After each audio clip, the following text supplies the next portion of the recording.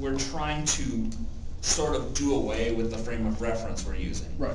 Which means the idea of currency is thrown away because that it certainly feels comfortable and natural to use currency because we've lived with it all our lives. But the reality is, the necessity of currency was made because there was already a fairly big establishment of individual business and trade and actual, oh, this is the blacksmith, this is the, basket weaver, this sort of idea of, trade skills, but that would not come until much later after a developed government has happened. And if we're implying that this is the first government, this sort of abstract idea simply wouldn't exist. So what would you trade then? Cattle, services, goods, what?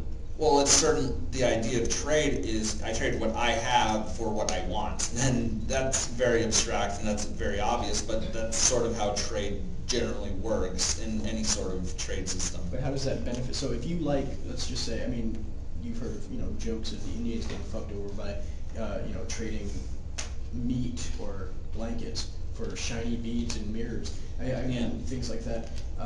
Obviously, things that held no value, no practical value to the Indians, but at the same time look really nice. It's the same thing like diamonds, no practical value whatsoever, but you have this whole market built into something shiny. Gold's another one. So what I'm going off of is if you trade what you have for just what you want, how does that build a strong society as opposed to just weakening it? If I traded you, let's just say you have a gun.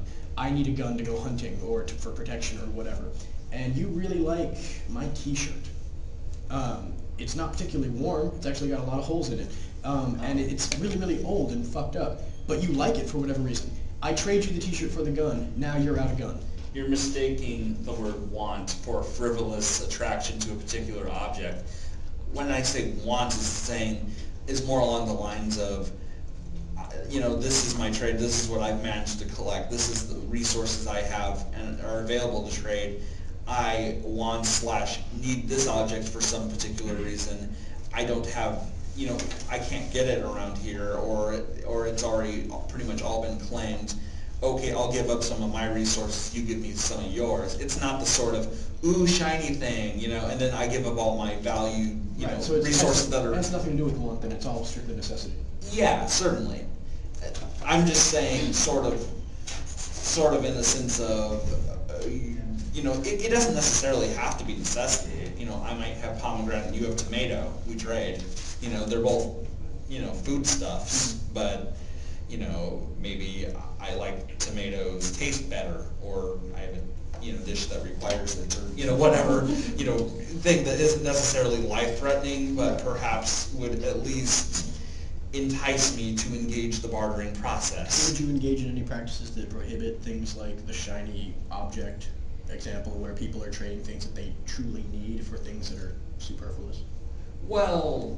Or would you just say, well, hey, you got fucked, you should have, been more observant? Yeah, well, that is a difficult question because, as, the commune and I tend to think of it as sort of a community that takes care of itself, and the trade thing is mostly done as a sort of formality, because I tend to think of a sense of, if my neighbor really needed something and I had enough, I'd probably give it to him. But, and you may argue that's not human nature, through your experience, and I'm perfectly, allowing you to make that statement. But generally speaking, I tend to think that unless there's an over-obsession on property, which really only comes from capitalism, you're not going to have people who are that stingy. What if you didn't have enough? Say your neighbors needs medicine or food or something like that, but you only have enough to last you and your family for the week or the month or next harvest or whatever. Does that person die? Who watches out for that person? Possibly. It seems like, really? Wow, that seems like a fucked up society. I'm not gonna lie to you. That seems like an incredibly cold part of society. Well, is that any different than the current modern day? I totally disagree. If you go homeless for something like that, there are welfare programs. There's Medicare, there's Medicaid, there are free clinics, there's hospitals that'll charge you or defer payments. What makes you think that the society wouldn't? You're just asking about... If it doesn't have enough. Now, you could argue that if this society didn't have enough, then it would be every man for themselves, but that argument just gets boiled down to the idea that every man looks out, or every person looks out for themselves in, Well, yeah, certainly so, but I you're... totally disagree with the idea that this culture, that we're supposed to try to... Here's the thing, if you're homeless, you can get those things. If you're middle class, you can't. Well, right, but at the same time, now we're just arguing over different classes.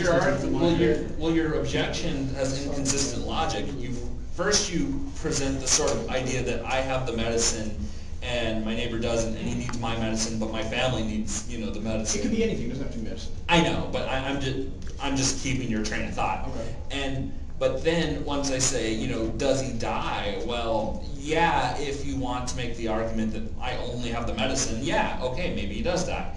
But then you make the argument about, Medicaid, Medicare, healthcare, and all this kind of stuff, and ideally, whatever medical resources we had probably would be centralized and probably have that sort of... But you didn't say that. You said, at least you're saying that right now. But you're discussing barter and asking about... I'm asking about his barter. I didn't come up with this system. Well, yeah, I know. I'm just asking And I questions. just wanted to say that I like your government so far. I just like to hear more of what you have to say. Certainly, and I'm trying to expand, but I'm trying to expand... No, I know, that's what I'm saying. I like to hear. Yeah. Then shoot for it, yeah. Yeah, okay, thanks. And it's funny because I'm trying to address his issues with it, but then he goes on to something that I never said. That's right, you never said it. I never said it because you were asking me That's about the barter. problem, man. You've never said, there's certain parts that I guess I don't understand the point of this build a government exercise if all we're gonna do is just pontificate about things that we wished happened but never have any real practical obligation to build.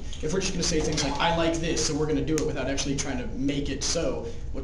I like ponies that fly, but I don't know how I can fucking do that. I mean... Well, we're not actually trying to design a government right now. Really? We're just, design your own government. well, it says design your own government, give your opinion on what kind of a government that you would like Okay. to have. Like, no one's going to come up with a perfect, government. Let's we just have- shoot for working government. Okay, well, let's hear what he's got to say before we continue. to Right, discuss. right. Well, right. In regards to healthcare, those sort of necessities, that probably would be more or less centralized. That would be the more socialist / communist aspects of the society where, we take care of those things and we try to, keep it, so people can live happily and they don't have to really worry about, basic things like, not dying, just, that kind of stuff. So, and then from that part, you obviously, and then of course there's the barter thing, because, that's really more to the point than currencies. I mean, you very much made a point about necessity. You talked about frivolous things. Well, currency in itself is frivolous. It's just an abstract concept that has no value other than the fact that we exchange it to get things that we need for, for better or for worse. So really, the idea of the barter system isn't, to replace currency, it's to cut out the middleman. What middleman is that? What middleman is that? Well, the middleman is that if I want a good, I have to acquire money somehow, which usually, in this society at least, requires some sort of employment and some sort of, labor to get it, and then suddenly I then have to exchange it for... Are you dying? Oh, okay. No, anyway, and then I have to exchange this money for whatever good or service that I happen to want at the time. Well, cutting out the middleman is simply saying, I got pomegranate, you got tomato, let's make a deal. So suddenly you got that, you got the pomegranate you want, and I got the tomato I want, we're sitting pretty, and we don't have to worry about paper or coinage or, random precious stones we happen to mine or whatever idea of currency we're using. Okay, well, do you mind just giving us a summation of the parts of your governments though, because I'm going to make all these bite-sizable, and I know that I wanted to save all the hostility for the religious section. But, oh yes, that'll be fun. No, okay. I mean, bottom line is I'm using pretty much the same skeleton of Patty's government. Fairly communal. This sort of take care of your own, live within your means. This idea that you should be wary of population, and because this is pre-government, which means that population does not equal power. You do not have to have a very large population to be a powerful country to compete with other countries because we're just worried about competition. We're worried about, our concern is quality of life. So we're basically making sure that everyone has what they need and we can pursue our interests and